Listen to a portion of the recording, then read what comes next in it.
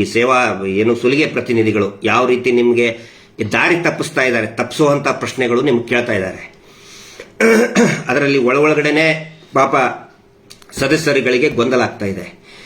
ಅದರಲ್ಲಿ ಒಂದೇದ್ದು ನಾನು ನೋಡಿದ್ದು ಏನಂತ ಹೇಳಿದ್ರೆ, ನಮ್ಮ ಶಶಿಕಲಾ ಅವರಿಗೆ ಬಂದಿತ್ತದು. ಶಶಿಕಲಾ ಶೆಟ್ಟಿ ಅವರು ನಮ್ಮ ಸೌಜನ್ಯ ಸಮಿತಿಯ ಒಂದು ದಿಟ್ಟ ಹೋರಾಟಗಾರ್ತಿ. ಅನೇಕ ಮಹಿಳೆಯರು ನಮ್ಮ ಜೊತೆಗಿದ್ದಾರೆ. ಅದರಲ್ಲಿ ಅವರು ಕೂಡ ಶಶಿಕಲಾ ಶೆಟ್ಟಿ ಅವರು ತುಂಬಾ ಆಕ್ಟಿವ್ ಆಗಿ ಕೆಲಸ ಮಾಡ್ತಾ ಇದ್ದಾರೆ. ಶೈಲಜಾ ಅವರು ಇರ್ಬೋದು, ವಿಜಯಕ್ಕ ಅವರು ಇರ್ಬೋದು, ಅನೇಕ ಜನ ಮಹಿಳೆಯರು. ಮತ್ತೆ ನಮ್ಮ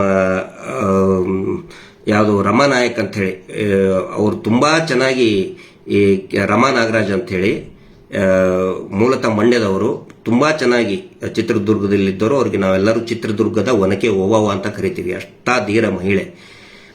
ತುಂಬಾ ಚೆನ್ನಾಗಿ ಅವರು ಈ ಹೋರಾಟದಲ್ಲಿ ತೊಡಗಿಸ್ಕೊಂಡಿದ್ದಾರೆ, ಜನಜಾಗೃತಿಯಲ್ಲಿ ತೊಡಗಿಸ್ಕೊಂಡಿದ್ದಾರೆ. ಅನೇಕ ಮಹಿಳೆಯರು ಪ್ರತಿಯೊಂದು ಗ್ರಾಮಗಳಲ್ಲಿನೂ ಕೂಡ ಅನೇಕ ಮಹಿಳೆಯರು ಈ ಹೋರಾಟದಲ್ಲಿ ತೊಡಗಿಸ್ಕೊಂಡಿದ್ದಾರೆ. ಅವರಿಗೆ ಒಂದು ಕನ್ವರ್ಸೇಷನ್ ಬಂದಿತ್ತು, ಅದು ಬೇರೆ ಬೇರೆ ಯೂಟ್ಯೂಬ್ನಲ್ಲಿ ಕೂಡ ಪ್ರಸಾರ ಆಗಿದೆ. ಅದರಲ್ಲಿ ಪಾಪ ಇಬ್ರು ಮಹಿಳೆಯರು ಕೇಳ್ತಾ ಇರ್ತಾರೆ, ಅವರು ಮಾತಾಡ್ತಿರ್ತಾರೆ. ಅವರು ಏನೇ ನಾನು ನಿನಗೆ ತಂಬು ಕೊಟ್ಟು ಬಿಟ್ನಲ್ಲೇ, ನಿನ್ನ ತಲೆಗೆ ನಾನು ತಂಬು ಕೊಟ್ಟಿದ್ದೇನೆ, ಹೀಗಾಗಿ ನೀನು ಕಟ್ಟು ಅಂತ ಹೇಳ್ತಾರೆ.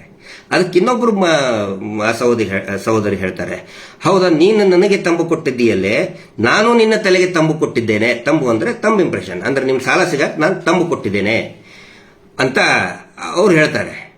ಇಲ್ಲಿ ಒಂದು ಗೊತ್ತಿರಲಿ ನಿಮ್ಗೆ, ಈ ತಂಬು ಕೊಡೋದು ಏನಿದೆಯಲ್ಲ, ಇವರು ಈ ಅಕ್ಕ ಆ ತಂಗಿಗೆ ತಂಬು ಕೊಟ್ರು, ಆ ತಂಗಿ ಈ ಅಕ್ಕನಿಗೆ ತಂಬು ಕೊಟ್ರು, ನಿಮ್ಮೆಲ್ಲರಿಗೂ ಸೇರಿ ಧರ್ಮಸ್ಥಳದ ದಣಿಗಳು ಚೊಂಬು ಕೊಟ್ರು. ಇದು ಆಗ್ತಾ ಇರೋದು. ಯಾಕಂತ ಹೇಳಿದ್ರೆ ನಿಮಗೆ ಉಳಿತಾಯದ ಹಣನೇ ಕೊಟ್ಟಿಲ್ಲ ಅವರು, ಚೊಂಬು ಕೊಟ್ಟಲ್ಲೋ ಇದು ದಣಿಗಳು. ನೀವು ಒಬ್ಬೊಬ್ಬರ ಮೇಲೆ ವಿಶ್ವಾಸ ಇಟ್ಟು ಮೊದಲು ತಂಬು ಕೊಟ್ರಿ, ಆಮೇಲೆ ನೀವು ಒಬ್ಬೊಬ್ಬರೇ ಜಗಳದಾಗ ಸ್ಟಾರ್ಟ್ ಮಾಡಿದ್ರಿ. ನಾನು ನಿಮಗೆ ತಂಬು ಕೊಟ್ಟನಲ್ಲೇ, ನಾನು ನಿಮ್ಮ ತಲೆಗೆ ನಾನು ತಂಬು ಕೊಟ್ಟನಲ್ಲೇ, ನೀನು ಕಟ್ಟೆ ನೀನು ಕೊಟ್ಟೆ, ತಂಬು ಕೊಟ್ಟೆ ತಂಬು ಕೊಟ್ಟೆ. ಪಾಪ ಈ ಸ್ತ್ರೀ ಶಕ್ತಿಯ ನಾರಿ ಮಣಿಗಳೇ ಅವರು, ನಿಜವಾಗ್ಲೂ ಕೂಡ ಅವರು ನಮ್ಮ ಮಣಿಗಳೇ, ಅವರು ಹೆಣ್ಣುಮಕ್ಕಳು ಅಂದ್ರೆ ಮಣಿಗಳೇ. ಈ ಸಂಘದ ತಂಬು ಕೊಟ್ಟ ಸಂಘದ ಮಣಿಗಳಿಗೆ, ನಾರಿ ಮಣಿಗಳಿಗೆ ಚೊಂಬು ಕೊಟ್ಟರು ಧರ್ಮಸ್ಥಳದ ದಣಿಗಳು.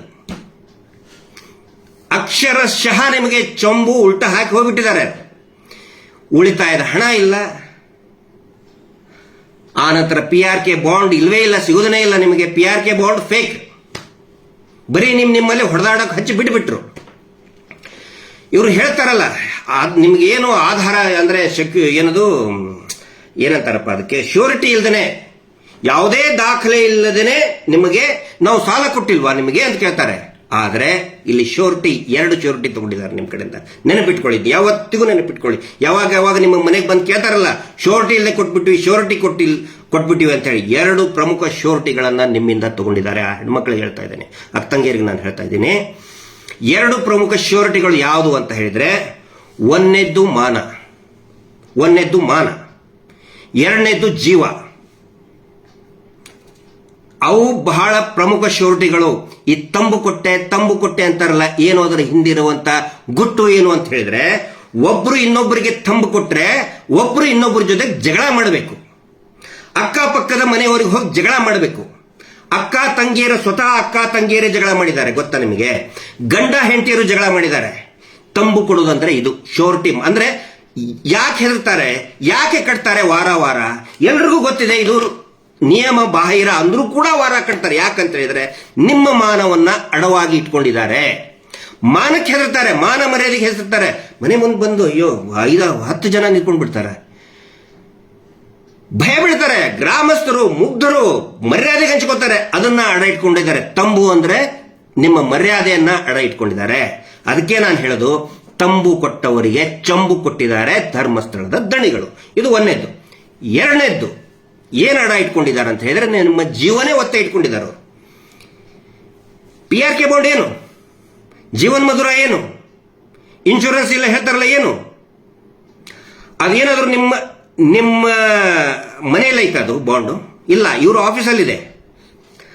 ಅದರಲ್ಲಿ ಪಾರ್ಟಿ ಯಾರು ಗೊತ್ತಾ? ಫಸ್ಟ್ ಕ್ಲೇಮ್ ಮಾಡುವಂತ ಪಾರ್ಟಿ ಗ್ರೂಪ್ ಮಾಸ್ಟರ್ ಅಂತ ಇರ್ತಾರೆ. ಗ್ರೂಪ್ ಇನ್ಶೂರೆನ್ಸ್ ಗ್ರೂಪ್ ಮಾಸ್ಟರ್ ಇರ್ತಾರೆ. ಗ್ರೂಪ್ ಮಾಸ್ಟರ್ ಯಾರು ಅದರಲ್ಲಿ? SKDRDP ಅಂತ ಬರೆದಿದ್ದಾರೆ. ನಿಮ್ಮ ಗ್ರೂಪಿನ ಸದಸ್ಯರು, ಗ್ರೂಪಿನ ಅಧ್ಯಕ್ಷರು ಅಲ್ಲ, ಸಂಘದ ಅಧ್ಯಕ್ಷರು ಅಲ್ಲ. ಅದಕ್ಕೆ ಹೇಳ್ತಾರೆ ಅವರು ಪ್ರತಿ ಸರಿ ನೀನ್ ದುಡ್ಡು ಕಟ್ಟಲಿಲ್ಲ ಅಂದ್ರೆ ಸಾಯಿ, ನೀನ್ ಸತ್ತು ಹೋಗು ಅಂತ. ಯಾಕೆ ಹೇಳ್ತಾರೆ ಹೇಳಿ? ಸತ್ತರೆ ಅವ್ರು ಕ್ಲೇಮ್ ಮಾಡ್ಕೋತಾರೆ. ನೋಡಿ, ಸಾಯೋದನ್ನ ಯಾರು ಕಾಯ್ತಾರೆ ಹೇಳಿ? ಸತ್ತರೆ ಯಾರಿಗೆ ಅನುಕೂಲ ಆಗ್ತದೆ ಹೇಳಿ? ಮೇಲ್ಗಡೆ ಏನು ಸುತ್ತಿರ್ತಾವ, ಹಾರಾಡ್ತಿರ್ತಾವ ಹದ್ದುಗಳು. ಇವ್ರು ಹದ್ದಿನ ಥರ ಸತ್ತ ತಕ್ಷಣನೇ ಅರ್ಕೆ ಬರ್ತಾರೆ. ಇವರು ಸತ್ತ ಮೊದಲೇ ದಿನಾನೇ ಬಂದು ನಿಂತ್ಕೋತಾರೆ. ಹದ್ದುಗಳು ಇವರು. ಇನ್ನೊಂದು ನರಿಗಳು. ನೀವೆಲ್ಲೇ ನೀವು ಹೆಣ ಬಿತ್ತು ಏನಾದ್ರ ಬಿತ್ತು ಸತ್ತಿದ್ರೆ ಫಸ್ಟ್ ನರಿಗಳು ಬರ್ತಾವ ತಿನ್ನಕ್ಕೆ. ಇವರು ನೀವು ಸಾಯೋದನ್ನೇ ಕಾಯ್ತಾ ಇದ್ದಾರೆ.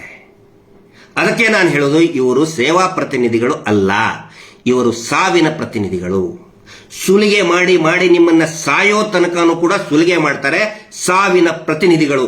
ಒಬ್ಬೇ ಒಬ್ಬರ ಮಾತಲ್ಲಿ, ಒಬ್ಬೇ ಒಬ್ಬರ ನಡೆ ನುಡಿಯಲ್ಲಿ ಸೇವೆಯ ಭಾವನೆ ನೀವು ನೋಡಿದ್ದೀರಾ? ಒಬ್ಬ ಸೇವೆ ಮಾಡತಕ್ಕಂತಹ ಗುಣ, ಮನಸ್ಸು, ಹೃದಯ ಅವ್ರಿಗಿದೆಯಾ? ಖಂಡಿತ ಇಲ್ಲ. ನೀನ್ ಸಾಯಿ. ಹಿಂಗಾಗಿ ಆ ತಂಗಿರಿಗೆ ಹೇಳ್ತಾ ಇದ್ದೀನಿ, ನಾನು ತಂಬು ಕೊಟ್ಟನೆ, ನೀನ್ ಕಟ್ಟೆ ನನಗೆ ಸಮಸ್ಯೆ ಆಗುತ್ತೆ. ಇನ್ನೊಂದು ಹೇಳ್ತಾ ಇದ್ದಾರೆ, ಅಯ್ಯೋ ನೀವು ಕಟ್ಟಲಿಲ್ಲ ಅಂದ್ರೆ ಸಮಸ್ಯೆ ಆಗ್ಬಿಡ್ತದ್ರಿ, ನೀವು ಕಟ್ಟಬೇಕ್ರಿ. ಯೋಜನಾಧಿಕಾರಿ ಕುತ್ಕೊಂಡು ಫೋನಲ್ಲಿ ಹೇಳ್ತಿರ್ತಾನೆ, ಹೆಂಗಪ್ಪ ಸಮಸ್ಯೆ ಆಗುತ್ತೆ ನಿನ್ ಮುಸುಡಿಗೆ? ಇಲ್ಲ, ಕೆಟ್ಟ ಹೆಸರು ಬಂದ್ಬಿಡ್ತದೆ. ಕಟ್ಟಿದ್ರೆ ಕೆಟ್ಟ ಹೆಸರು ಬರ್ತದೆ, ಕಟ್ಟಲಿಲ್ಲ ಅಂತ ಹೇಳಿದ್ರೆ ಹೆಮ್ಮೆ ಪಡ್ತಾರೆ. ಅದನ್ನ ನೆನ್ಪಿಟ್ಕೊಳ್ಳಿ. ಸ್ವತಂತ್ರರಾಗ್ತೀರಿ ನೀವು. ನಾನು ಸಂಘದ ಸದಸ್ಯರಿಗೆ ಹೇಳ್ತೇನೆ, ನೀವು ಕಟ್ಟಲಿಲ್ಲ ಅಂತ ಹೇಳಿದ್ರೆ ನಿಮ್ಮ ಊರಿಗೆ ನೀವು ಒಬ್ಬ ಹೆಮ್ಮೆ ಆಗ್ತೀರಿ. ಯಾರ್ಯಾರು ಈ ಹೋರಾಟದಲ್ಲಿ ಇವತ್ತು ಅನೇಕ ಗ್ರಾಮಗಳಲ್ಲಿ ಇವತ್ತು ಯುವಕರು ಎದ್ದು ಬರ್ತಾ ಇದ್ದಾರೆ, ಪ್ರಜ್ಞಾವಂತರು ಎದ್ದು ಬರ್ತಾ ಇದ್ದಾರೆ, ಅವ್ರಿಗೆಲ್ಲ ಒಂದನ್ನು ಮಾತು ಹೇಳೋದಕ್ಕೆ ಇಚ್ಛಾ ಪಡ್ತೇನೆ. ನೀವು ಯಾರು ಇದನ್ನ ನಿಲ್ಲಿಸ್ತೀರಿ, ನೀವು ಒಬ್ಬ ನಿಜವಾದ ಲೀಡರ್ಗಳಾಗ್ತೀರಿ, ನೀವು ನಿಜವಾದ ನಾಯಕರಾಗ್ತೀರಿ. ನೀವು ಇವ್ರು ಕೆಲವೊಂದಿಷ್ಟು ಪಂಚಾಯತಿ ಅವ್ರಿಗೆ ಇವರಿಗೆ ಸೇರಿಸಿ ದುಡ್ಡು ಕಟ್ಸ್ರಿ, ದುಡ್ಡು ಕಟ್ಟ್ರಿ ಅಂತ. ದುಡ್ಡು ಕಟ್ಟೋರು ನಾಯಕ ಆಗೋದಿಲ್ಲ, ಅವನು ವಿಲನ್ ಆಗ್ತಾನೆ. ಯಾರು ನಿಲ್ಲಿಸ್ತಾರೆ ಅವನು ನಿಜವಾದ ನಾಯಕ ಆಗ್ತಾನೆ. ಸರಿಯಾದ ಮಾರ್ಗದರ್ಶನ ಮಾಡ್ತಾನೆ, ಅವನು ನಾಯಕ ಆಗ್ತಾನೆ. ಹಿಂಗಾಗಿ ದುಡ್ಡು ಕಟ್ಟದೆ ಹೋದ್ರೆ ಕೆಟ್ಟ ಹೆಸರು ಬರುವುದಿಲ್ಲ, ಒಳ್ಳೆ ಹೆಸರು ಬರ್ತದೆ. ಅದು ಎಲ್ಲರಿಗೂ ಕೂಡ ಗೊತ್ತಿರಲಿ.